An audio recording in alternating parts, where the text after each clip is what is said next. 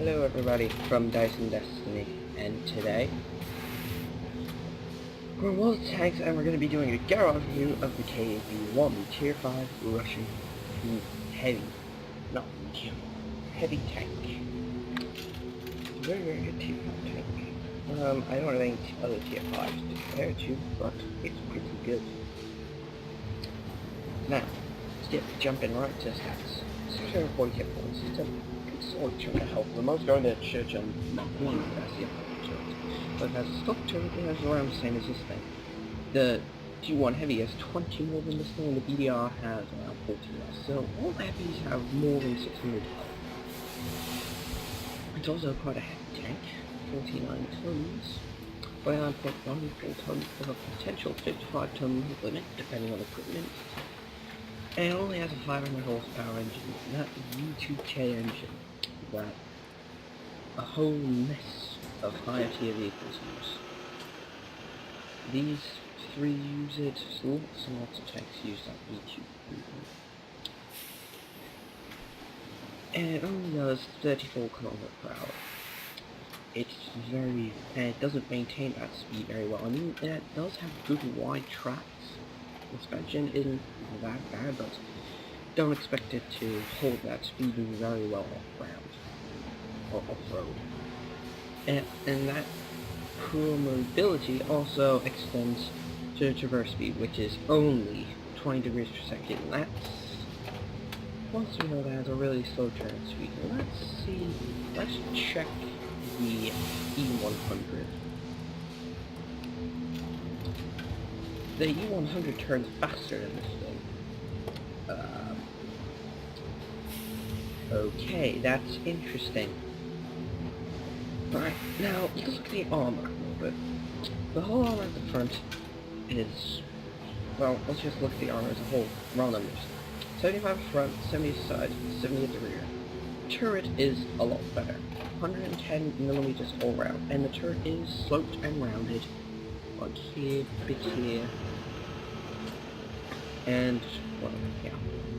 But this front plate, this frontal angle upper plate is incredibly hard to penetrate. Look at that, 60-degree angle.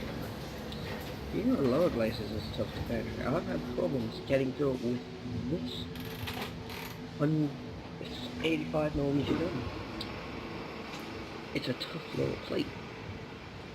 Even at this angle. From what I've seen, I think this is about 100mm thick, actually. Thicker than the rest of the hull, which is interesting. But, this is a weak spot. This upper, like, very upper frontal plate. It's at a flatter angle than this very well sloped lower plate, and it's covered in weak spots. You've got, well, that spotlight's not much of a weak spot, that's just there. You got this machine gun bolt here, that's a weak spot. This driver's viewport, I believe, is also a weak spot. That wheel ring is also a weak spot, but it's a tiny target. Oh, and another target?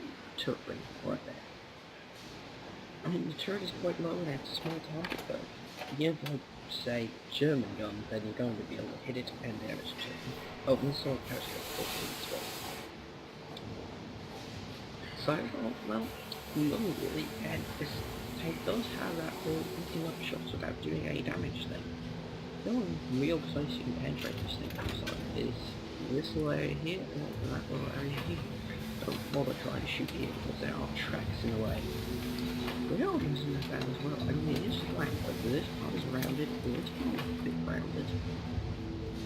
But there is a weak spot in the back of that.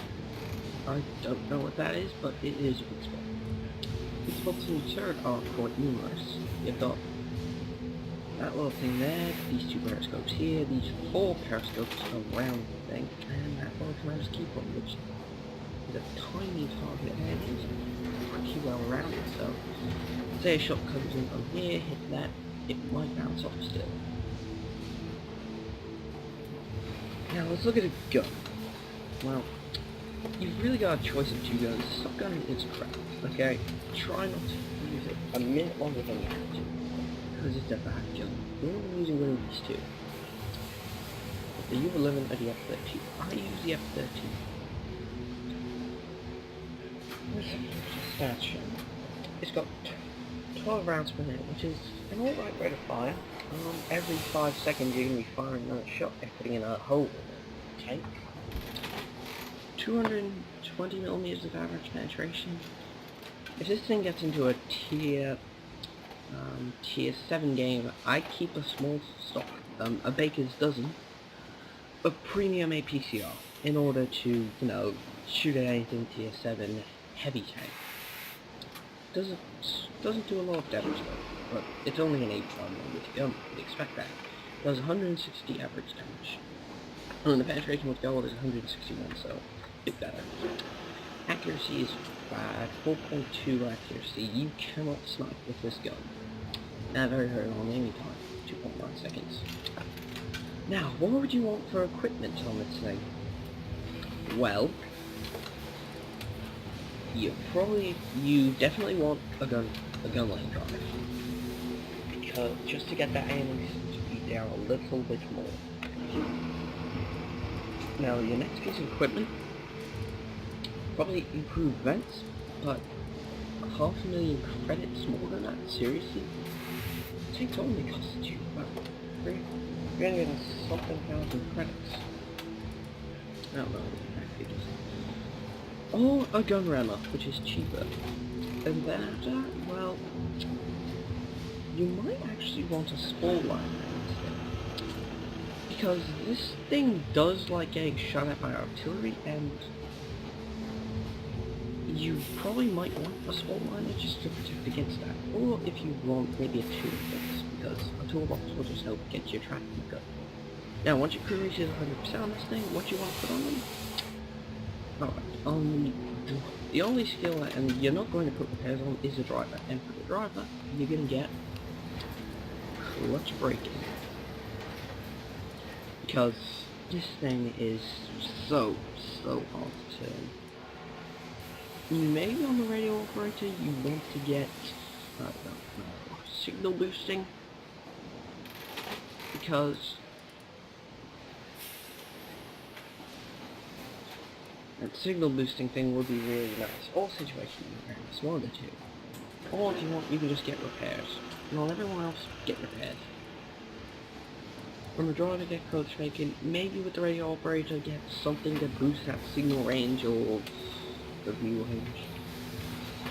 What about, well, there's only get the stove. Then get all this stuff. Stupid heads. Maybe even firefighting for one of your crew, just to, you know, keep this thing taking fires, because I have been set on fire in this thing by artillery hitting this little backplate, because I think this is where the engine is mounted. But, that was a little quick review of the KV-1, and I think it's well worth it. It's a great tank, good gun, and, well, let's look at the research tree. You've got 3 different tanks here. The KV-2, which, I don't like it. It's not that good. I mean, that M10 is a very good gun, but it's just, I don't like it. I don't like this thing. It just isn't good enough. The KV-1S, which is great, I've played on this time, and it is amazing. Check that D25T, which is a ridiculous gun. Then you get the T150, which is very well armored. It's a great 107 gun. But yeah, that was a quick look at the KV-1, and I will catch you next time.